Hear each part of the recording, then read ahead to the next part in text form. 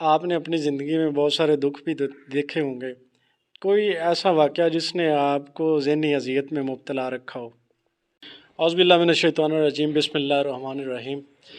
السلام علیکم ویورز، میں ہوں آپ کا ہوسٹ ایوب صابر جنون پاکستان کے ساتھ، اور میں اس وقت موجود ہوں اجرا شاہ مقیم میں، اور میرے ساتھ موجود ہیں اجرا کی بہت ہی ایک عظیم ہستی جو کسی تعارف کی محتاج نہیں بات کرتے ہیں۔ السلام علیکم سر۔ وعلیکم السلام۔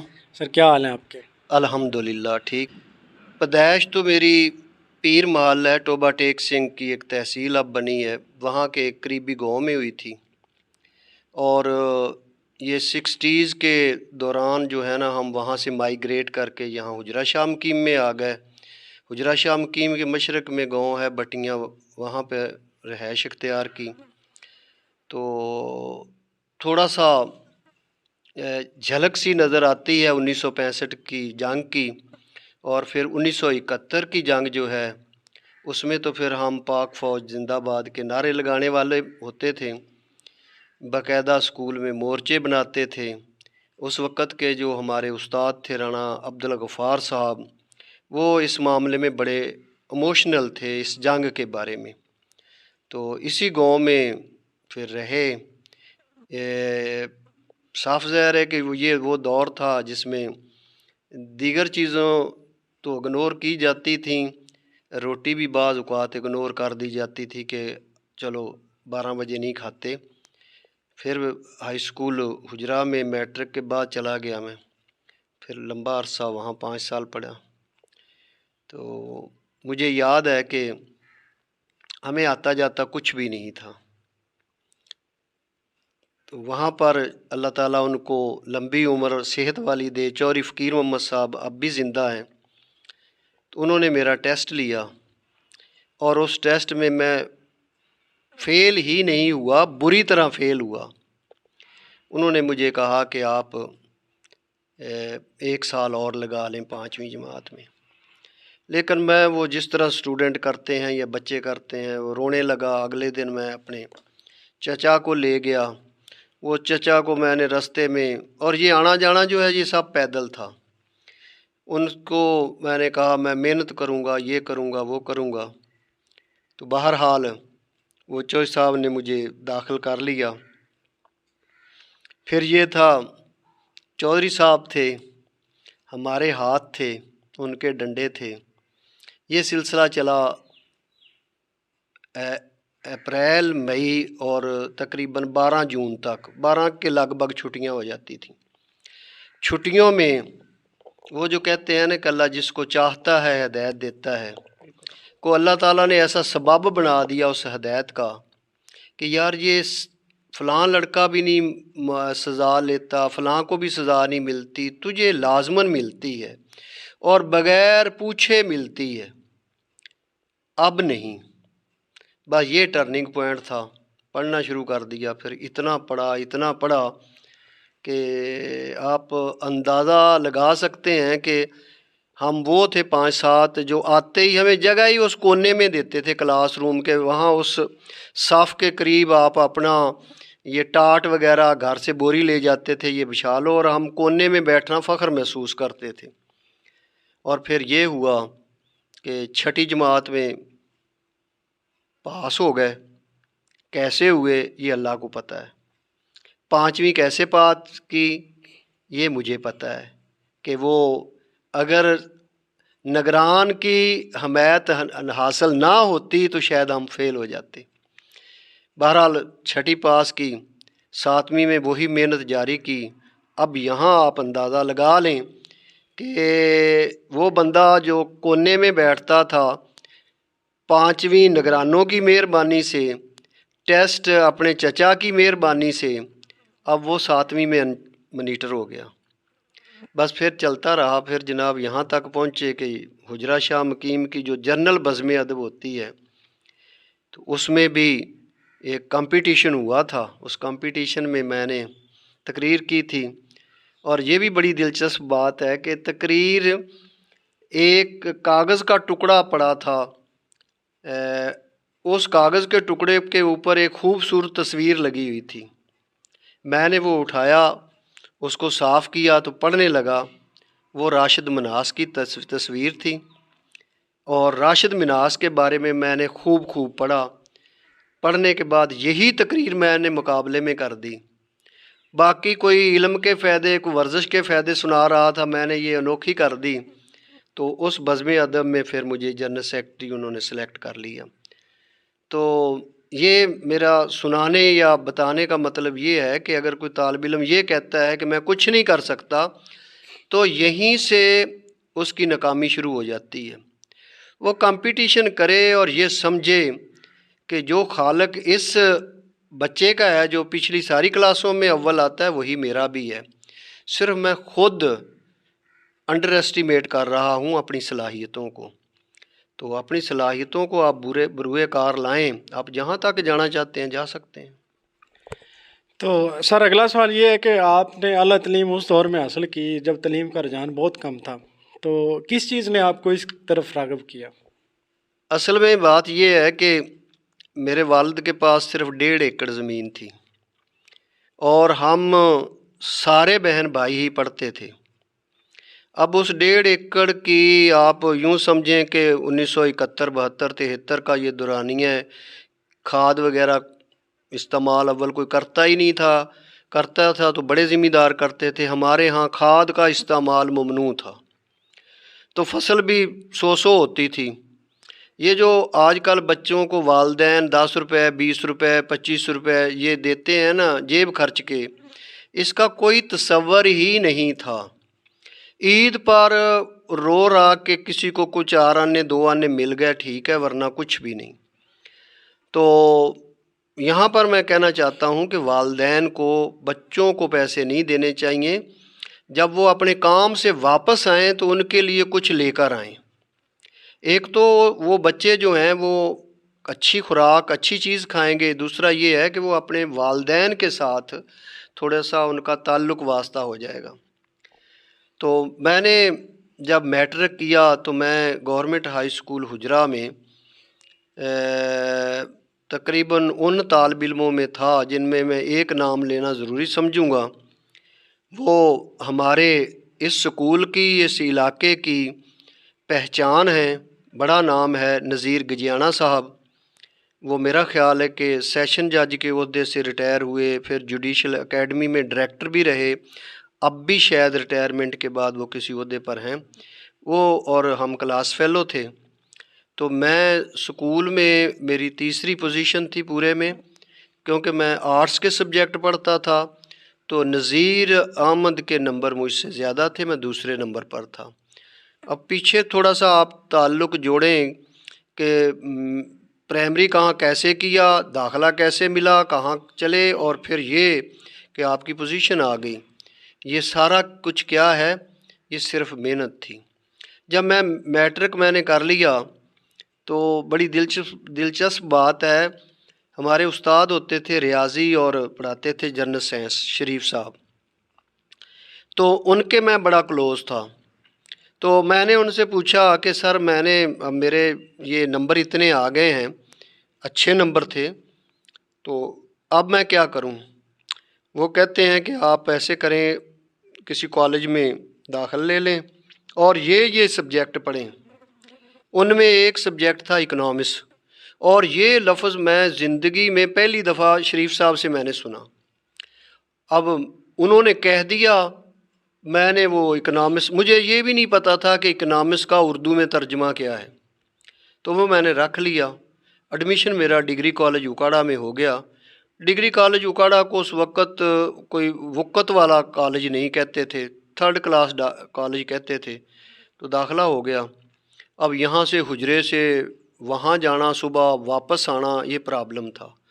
یہ دور وہ تھا کہ مزارعین کو کوئی زمین نہیں دیتا تھا، کرایہ دار کو کوئی مکان نہیں دیتا تھا، اور اسٹوڈنٹوں کو بسوں والے نہیں بیٹھنے دیتے تھے کہ یہ 10 پیسے کرایہ دیتے تھے۔ تو یہ ہجان انگیزی سی تھی، پریشانی بھی تھی، لیکن جب آپ کے ارادے پختہ ہوں تو پھر اللہ تعالیٰ کوئی نہ کوئی سبب ایسا بناتا ہے۔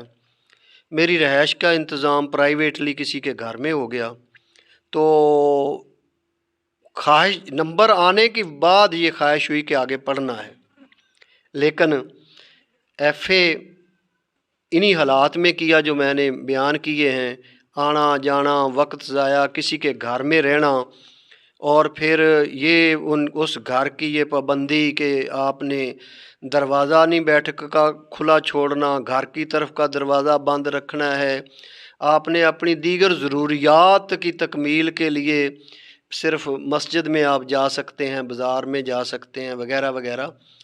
جب میں نے ایف اے کیا تو میرے تقریباً 2nd ڈویژن آئی۔ اب نہیں پڑھنا، میں نے کہا یہ نہیں، بس گھر سے پیسے ہی نہیں ملتے تھے۔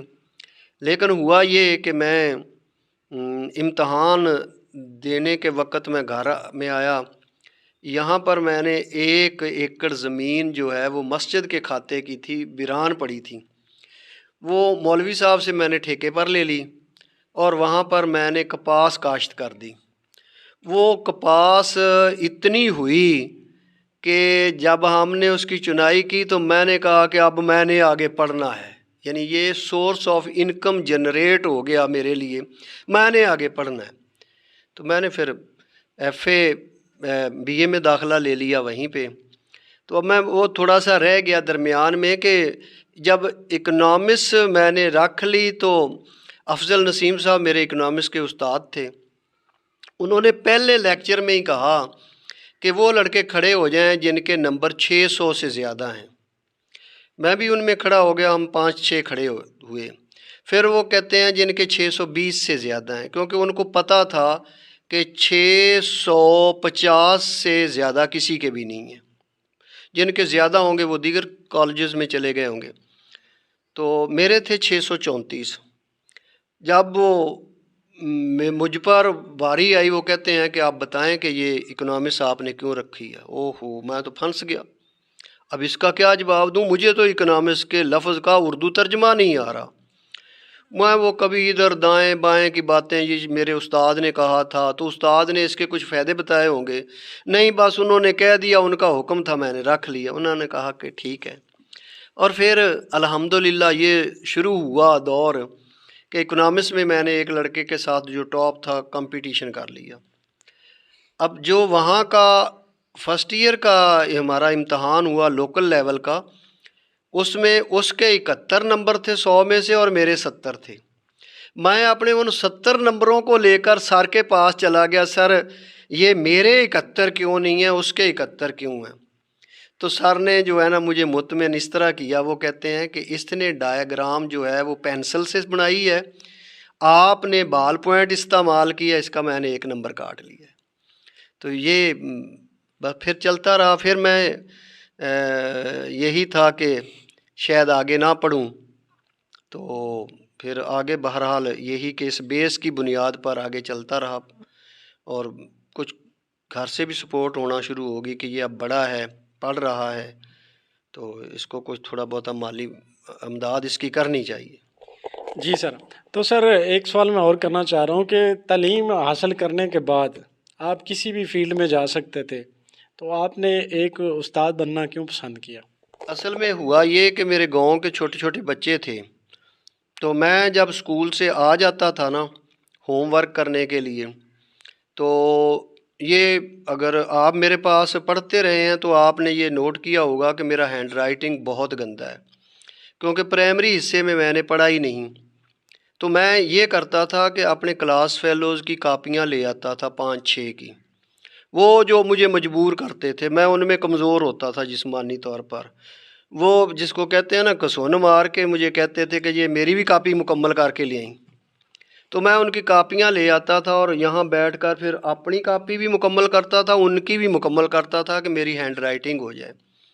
تو میرا بیٹھنا زیادہ تھا، تو مختلف والدین جو ہیں نا وہ اپنے بچوں کو میرے پاس چھوڑ دیتے تھے، میں پھر ان کو پڑھاتا تھا، حتیٰ کہ جب میں بی اے کا اسٹوڈنٹ تھا، ویکینڈ پر آتا تھا تو رات کو میرے پاس 7-8 بچے ہوتے تھے۔ یہی میں کہوں گا کہ میرا شروع میں ٹرینڈ ہی یہ تھا کہ میں نے پڑھانا ہے، اور پڑھانا ہے تو پڑھا کر دکھانا ہے کہ الحمدللہ پڑھایا ایسے جاتا ہے۔ تو یہ شروع سے ہی رجحان تھا، میں کوئی ایسے نہیں تھا کہ میں तहसीलदार बनने के लिए गया था, नाकाम हो गया, या मैं किसी और शोबे, मैंने सिर्फ यही था कि मैंने पढ़ाना है। अब भी वो यहाँ पर मेरे हमसायगी में 2 बच्चे रहते हैं जिनकी उंगलियां पकड़कर मैं स्कूल में ले जाता था। बाद में वो मेरे पास मैट्रिक तक पढ़ते रहे प्राइवेटली, और दोनों भाई पुलिस में हैं, उनमें से एक शायद रिटायर भी हो गया है। तो मुझे फ़ख्र है कि मैं टीचर जो है ये बाई चॉइस आया हूँ, चांस नहीं आया। तो जी सर, एक बहुत ही मुश्किल सवाल आपसे पूछने वाला हूँ कि आपने अपनी ज़िंदगी में बहुत सारे दुख भी देखे होंगे। कोई ऐसा वाक़या जिसने आपको ज़हनी अज़ियत में मुब्तला रखा हो? ये काफ़ी देर की बात है, जब मैं काफ़ी एस्टेब्लिश भी हो गया था, मेरे बच्चे भी हो गए थे और वो बड़े थे, यानी मैट्रिक से ऊपर नीचे थे सब बच्चे। तो ज़लज़ला जो पाकिस्तान में आया ना, तो गालबन ये 8 अक्टूबर 2005 की बात है। तो ये जब ज़लज़ला आया तो मैं असल में 2 चीज़ों में मैं बहुत ज़्यादा इमोशनल हूँ। एक तो इंडिया के साथ दुश्मनी में, और एक अपने मुल्क की तरक्की और इस्लाह के लिए मुझसे जो भी हो सकता है मैं करता हूँ।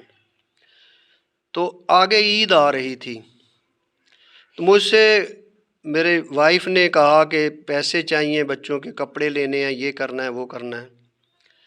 तो जब सब लोग शाम के वक्त बैठे तो मैंने उनके सामने ये बात रखी कि मेरी ख्वाहिश ये है कि इस दफ़ा हम कपड़े नहीं ख़रीदेंगे, पुराने कपड़े पुराने जूतों में ही ईद पढ़ेंगे, और ये पैसे जो इस कपड़ों पे खर्च करने हैं, ईद पे खर्च करने हैं, ये हम उधर ज़लज़ला ज़दगान की मदद के लिए देना चाहता हूँ।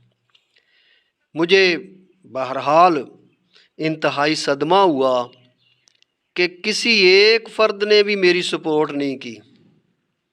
उन्होंने कहा ये हुकूमत पाकिस्तान किधर है, वो करे, और महकमे बड़े हैं, ये हम पर ही लिखा हुआ है। एक तो ये था जो मुझे आज तक याद है। दूसरा ये था कि मैंने 1992-93 में पंजाब यूनिवर्सिटी से एमएड किया। वहाँ से जो कुछ मैंने पढ़ा मैं उसको अपनी क्लास पर अप्लाई करना चाहता था, और इस हद तक था कि बच्चों का इम्तहान हो रहा हो, निगरान की ज़रूरत ही ना पड़े, निगरान ऊपर सिर्फ ये कहे कि पेपर इनको पकड़ा दो, फ़लाँ बच्चे को पानी पिला दो, वो ये किसी को ना कहे कि सीधे हो जाओ, नकल क्यों कर रहे हो। ये मैं इन खतूत पर उनकी तरबियत मैंने कोशिश की करने की, लेकिन मुझे अफसोस हुआ जो आज तक याद है कि 2 बच्चे जो हैं उन्होंने अपनी उस थैले के नीचे जिसके ऊपर वो बैठे हुए थे किताबें रखी हुई थी। तो मैंने जब इम्तहान ख़त्म हुआ तो मैंने ये कहा क्लास में कि आप सब लोग कामयाब हो गए, लेकिन मैं बुरी तरह फ़ेल हुआ, मैं आपको बदल नहीं सका। तो वो उसको भी मैं अपने लिए तकलीफ़ दे समझता हूँ और इसको भी तकलीफ़ दे समझता हूँ। बाकी इंसान की ज़िंदगी में माली मुश्किलात आती रहती हैं, इनको मैंने ओवरकम किया है और बड़े अच्छे तरीके से किया है। ऐसे लोग भी मेरे दोस्त थे जो 2-2 3-3 मुरब्बों के मालिक थे, लेकिन मैंने कभी उनको महसूस नहीं होने दिया कि मेरी जेब में आज 1 रुपया है या 2 रुपये है। मैं रहा ऐसे हूँ, और ये मैंने ऐसे किया कि अपना सबक तैयार रखो। ये जिसके जेब में बड़े पैसे हैं ना, जब प्रोफेसर साहब ने पूछा कि फ़लाँ चीज़ क्या है, तो इनकी गर्दनें नीचे होंगी और तुम्हारी गर्दन ऊपर होनी चाहिए, हाथ ऊपर होना चाहिए, और आप बताएंगे तो आपकी इज़्ज़त होगी और ये लोग तुम्हारे पीछे होंगे। और अल्हम्दुलिल्लाह ऐसे ही हुआ। बीए में मेरे वो दोस्त मुझे ये कहते थे, आज यार खाना आपने हमारे यहाँ खाना है। जब मैं खाना खाने के लिए जाता था तो मेरे सामने 2-3 समरियाँ रख देते थे कि इनका उर्दू में तर्जमा कर दो। अब मैं वो उनका तर्जमा कर रहा हूँ। अब 3 दफ़ा मैंने तर्जमा किया है, मुझे तो वो समरी वैसे ही याद हो जाती थी। तो इस तरह मैंने ओवरकम किया है कि अपना जो तालीम थी उसके ऊपर ग्रिप रखो।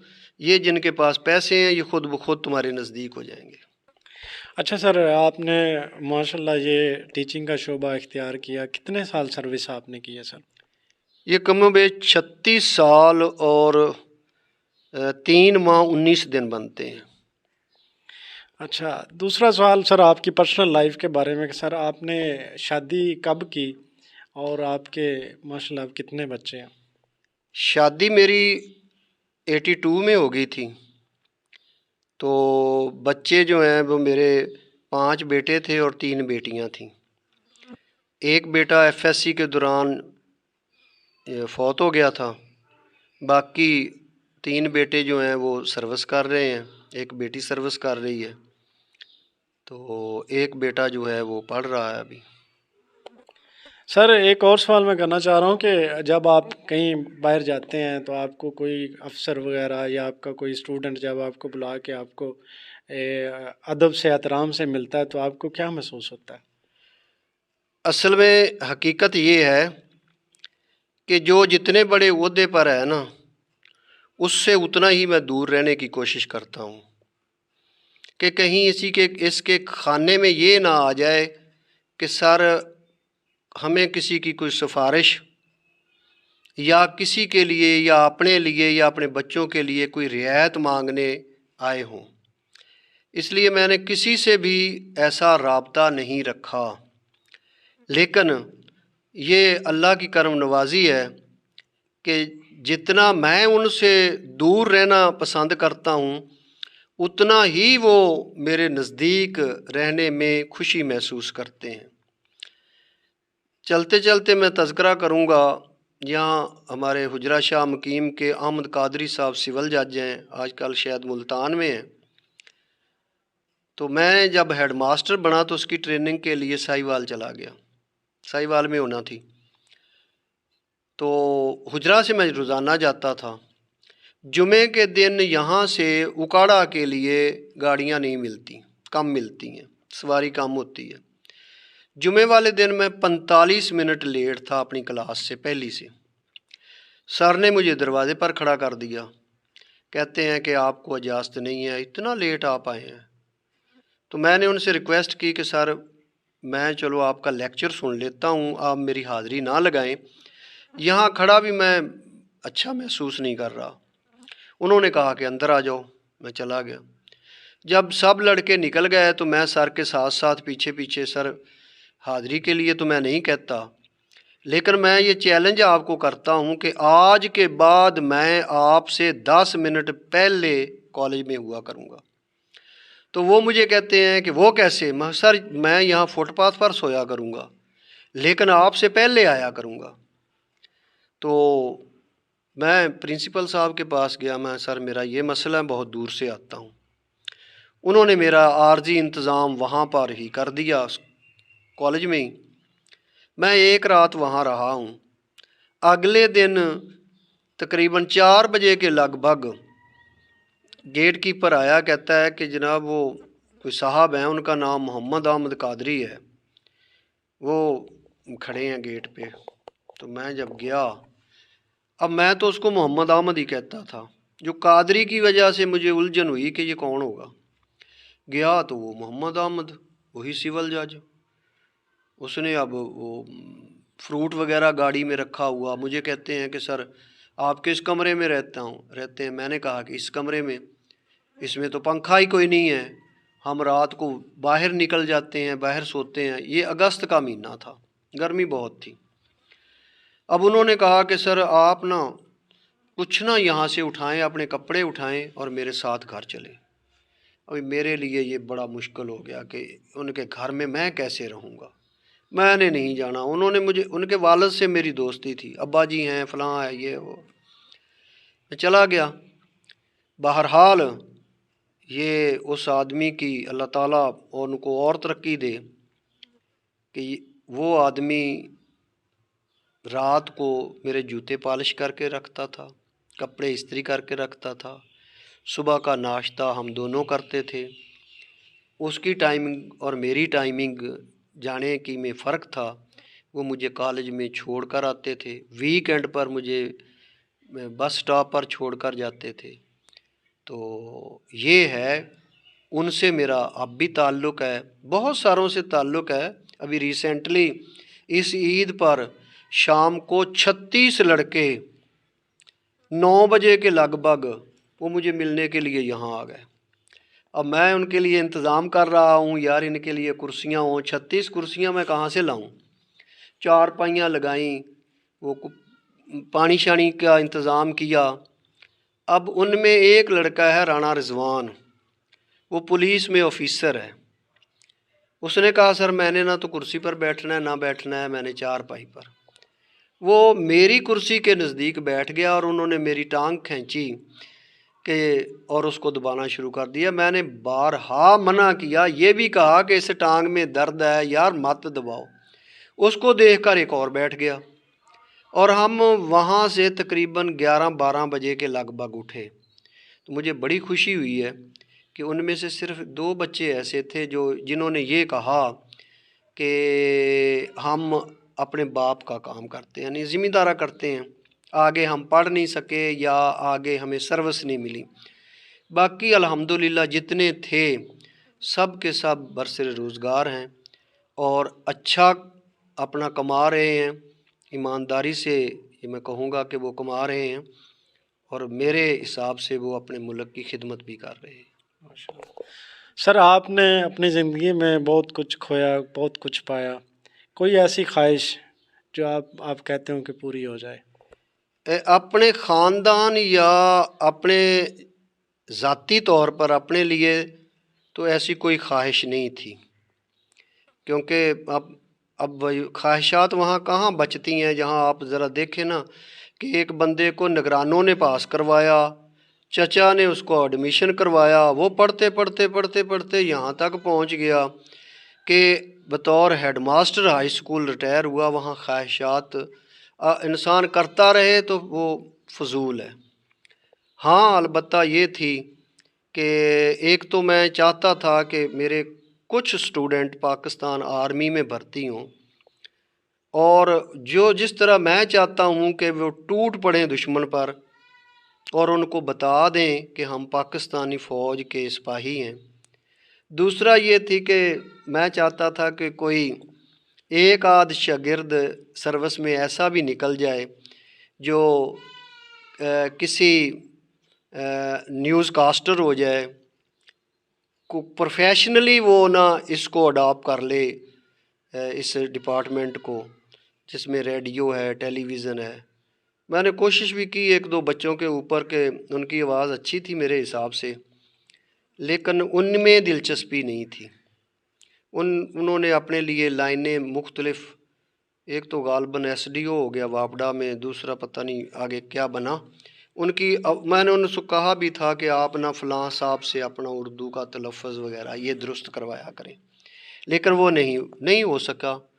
باقی اب یہ ہے کہ یہ خواہش رہتی ہے کہ جو آتے ہیں ان سے میں یہ پوچھتا ہوں کہ کیا آپ نماز پڑھتے ہیں؟ نہیں پڑھتے ہیں تو پڑھ لیا کریں، بس یہی ہے کہ اللہ تعالیٰ میرے ملک کو اس کے ارد گرد، یہاں میں اس کو میسج بھی آپ سمجھیں کہ ہمارے جنوب میں بحیرہ عرب ہے، شمال میں ہمالیہ کے پہاڑ ہیں، مغرب میں 2 مسلمان ملک ہیں، اور مشرق کا سارا بارڈر جو ہمارے دشمن سے بھرا ہوا ہے۔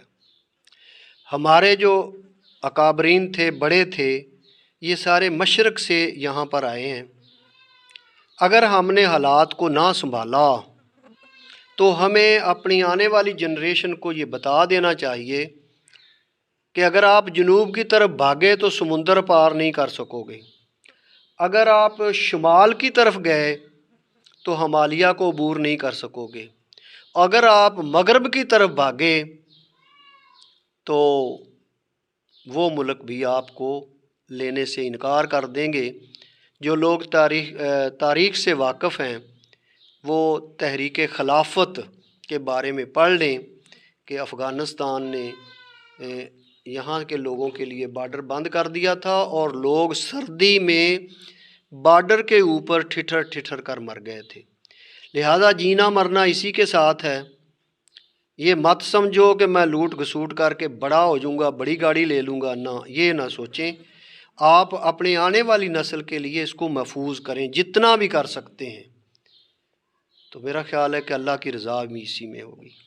سر آخری سوال میرا آپ سے ہے کہ ایک معلم کی حیثیت سے آپ نوجوان نسل کو کیا پیغام دینا چاہیں گے؟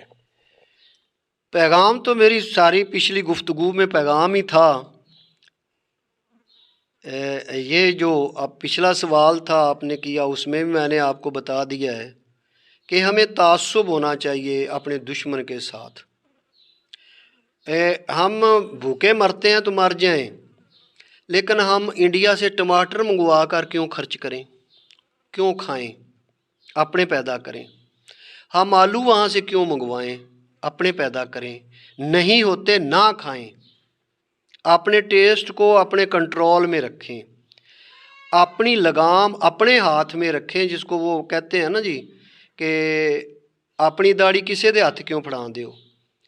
اپنی لگام کو اپنے ہاتھ میں رکھیں، کسی کے ہاتھ میں اپنے گھوڑے کی لگام نہ دیں۔ تو باقی یہ ہے کہ میں یہی چاہتا ہوں کہ ہم بڑے تاجر بنیں تو پہلے پاکستانی، بڑے جرنل بنیں تو پہلے پاکستانی، ٹیچر بنے تو کلاس سے نکلتے ہوئے آپ کے ماتھے کے اوپر پسینہ ہو، اور آپ کوئی بھی سبق پڑھا رہے ہیں آپ اس میں کوئی نہ کوئی اپنے اسلامی تاریخ سے ایسا واقعہ سنائیں۔ میں کہا کرتا تھا کہ جو استاد اردو پڑھاتا ہے اور صادقہ کی مصیبت سبق پڑھاتا ہے، جب وہ یہ سبق پڑھا رہا ہو تو آدھی کلاس روتی کیوں نہیں ہے؟ وہ استاد اس ماحول کو اگر اپنے اوپر طاری کرے گا تو پھر یہ ہوتا ہے کہ بچوں کے اوپر اثر بڑی تیزی سے ہوتا ہے۔ لیکن شاید میں پرانے اساتذہ میں سے ہوں، اب کے تقاضے بدل گئے ہیں، اب آئی ٹی کا دور ہے۔ اب میں یہی دیکھتا ہوں کہ استاد کلاس روم میں جانے سے کتراتا ہے، اس کی وہ دلچسپی نہیں، وہ گھر سے کچھ پلاننگ نہیں کر کے آتا کہ آج میں نے یہ کرنا ہے۔ اچانک جو چیز وارد ہو جاتی ہے اس کے ساتھ وہ ٹیکل کر لیتا ہے اور اسی کو کامیابی سمجھتا ہے۔ میں کیونکہ ٹیوشن پڑھاتا رہا ہوں، لیکن یہ مجھے پتہ ہے کہ وہ ٹیوشن میں کیسی پڑھاتا تھا۔ اب زیادہ زور یہی ہے کہ لڑکے جو ہیں وہ ٹیوشن پہ آئیں۔ تو میں جو لوگ پڑھاتے ہیں ان کو کہتا رہا بھی ہوں کہ چوہدری شریف صاحب نے، جن کا میں نے پہلے تذکرہ کیا تھا، انہوں نے ساری زندگی ٹیوشن پڑھائی ہے اور حجرے میں وہی ٹیوشن پڑھاتے تھے۔ اس ٹیوشن کے پیسے سے چودھری صاحب اپنے مکان کی حالت بہتر نہیں کر سکے۔ تو یہ پیسہ جو ہے یہ بچوں سے چھین کر لیا جاتا ہے، اس سے بنتا کچھ نہیں، صرف آپ اپنا ٹیسٹ چند لمحات کے لیے اچھا کر لیتے ہیں۔ یقین جانیے کہ اس وقت وہ خوشی ہوتی ہے جو کسی کو شاید پرائم منسٹر کا حلف اٹھاتے وقت نہیں ہوتی، جب 10 آدمیوں کے سامنے ایک بچہ یہ کہتا ہے کہ سر یہ میرے وہ استاد ہیں جن کے پاس میں 6ٹھی سے لے کر 10ویں تک پڑھا ہوں، انہی کے پاس میں ٹیوشن بھی پڑھتا رہا ہوں اور انہوں نے مجھ سے کبھی پیسے نہیں مانگے، تو وہ خوشی ہوتی ہے۔ تو یہ جذبہ میں دیکھنا چاہتا ہوں اپنے اساتذہ میں بھی، لیکن شاید یہی خواہش رہے اور پوری نہ ہو سکے۔